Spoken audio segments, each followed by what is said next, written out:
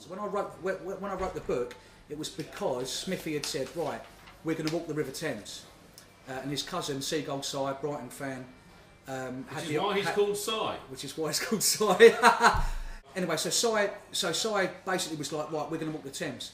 So Smithy and Si walked 184 miles. I joined them for 5 days, 20 miles a day, 100 miles over 5 days, and we stayed in a bed and breakfast. And when I did the walk, I took a dictaphone because I just wanted to just to get out some of the stuff that was in my head about leaving South London, leaving behind my Chelsea season ticket, leaving behind my my mates and my life that I'd had for my whole life. I was 25 years old, and then boom, go down the south coast. So it was a hot kind of a reflection, and I just started to write about it. And in the book, the main character, after a 20-mile walk, in the B&B, he dreams some mad stuff. So the book basically takes on a heaven and hell thing. When I was a kid, I read a book by Lewis Carroll called The Great Divorce, based on heaven and hell.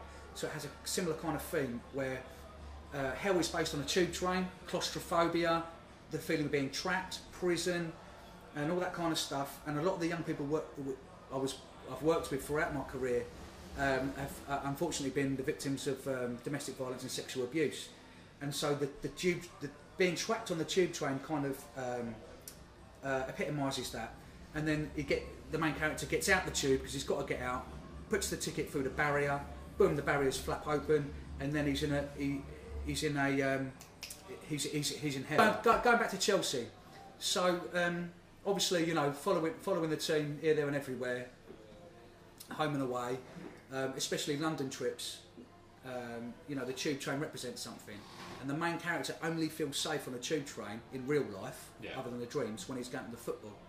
So there's like all the characters that I've mentioned down the years relating in CFC UK. So you got, you know, Gervo the Pervo, Taxi Alan, Champagne Les, Vastly Intelligent Keith, Tall Paul. So they're all part of that. I've been a fan of Walter's writing for quite some time, and I do think he's genuinely talented. So much so that I think he's already described there that the book works on a whole host of different levels. So if you just want to read a story that's a story with a beginning, a middle and an end, you get that. If you want to go deeper and deep into some characters, you get that. And if you want to really go into some psychoanalysis, you get that as well. And I know I haven't read stuff like this. It reminds me of some of the stuff that Joseph Conrad wrote, who The Heart of Darkness is one of the best books, if not the best book ever written. Yeah. And there's a lot of similarities there. I mean, it is genius. In 2002, I'd gone for this job interview on the south coast. Boom! I've come back to the game. It was Chelsea Man United. It was on a Friday night, which was incredible. You know, that never happens. But apparently the marathon was that weekend. Zenden scored a sporting goal, didn't he? He did. Zenden did score. He's still got that same shit haircut. Yeah. And but what happened was there was a minute's silence before the game, which absolutely threw me. The whole summer it had been about Ian Huntley, the caretaker at a school in Soham, who had murdered during the summer holidays Holly and Jessica, and they had Man United kits on with the number 7 and Beckham on the back. And I followed the story with a lot of sadness, you know, but that minute's silence threw me. The match ends in a 2-2 draw, and I'm thinking this could be the first Premier League match ever on a Friday night, and I remember it well. The crowd held a minute's silence before kick-off for Holly and Jessica, who were murdered in Soham by the caretaker. Our fans and United fans stood silent and sad, contemplative and angry, confused, sickened, hurt, devastated. And I stood with Big Chris, our arms over each other's shoulders, Ben next to Larry doing the same, and I feel like crying. Those poor, beautiful girls with those beautiful smiles wearing Manchester United shirts with the number 7 and the name Beckham on the back. Their suntanned, smiling faces were all over the papers every day for weeks. Most days I would ignore reading the text in the paper because it was crushing me.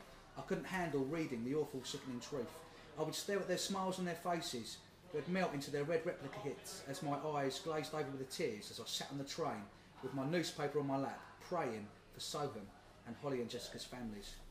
After the match I went home with a thumping headache, and I'm lying in bed annoyed with myself for drinking too much, annoyed with myself for going too far. I love a bit of banter, but tonight I snapped. Too much pressure on me right now with the move and the job, the interview that afternoon on the south coast. After the interview I met Ben and we drove to Worcester Park met Big Chris and Den and got the train to Wimbledon, Tube to Fulham Broadway, the pub, Larry, Tall Paul, Rach, Gervo the Pervo, packet of cigarettes, Den having a go at me for smoking, get to the ground, Den, Tall Paul, Rach, Gervo the Pervo went to their season ticket seats, and then they announced the minute silence, and we had the minute silence, and during the first half my emotions were brewing up and I lost it, let myself down. I'm not a violent man, never had a fight in my life, apart from a couple of playground scraps when I was 10 or 11. They weren't even serious. I'm not into violence, never have been. Pass out at the sight of blood, go giddy at the sight of a needle, beaten up at school, boom, boom, boom. But I'm okay with that. Even though I'm not violent, I still have frustration, aggression, emotions inside of me. And it all comes out when we score, or when we sing passionately, sing loud. A week or two, or a month since my last match. All that patience with work, fucked up situations, families, listening to the needs of others. Now I need listening to. So I take it out on the opposition in a song, or at the referee, away at a match, just what I need, my Chelsea fix. But I took it too far tonight. The minute silence catching me by surprise, prodding of pain. This sick, twisted fucking society, paedophiles, child pornography, rape, death. And this is why I get up and get out of my pub seat, annoyed when the cigarette machine keeps rejecting one of my pound coins. So I lick it, running the Queen's head down and along my tongue. Back in the machine it goes. Return to my spot in the pub. Open my packet of cigarettes. Screw one between my lips. Ignite, inhale, exhale. Finish my pint. Time for another. Lager top please, love. More alcohol. Too much swearing. Releasing aggression. Afterwards I'm lying in bed saying sorry to God again and again and again and again. And I didn't sleep that night. I got no sleep at all because I vainly tried to shake away the face and the image of Ian Huntley the caretaker that filled the void in my mind.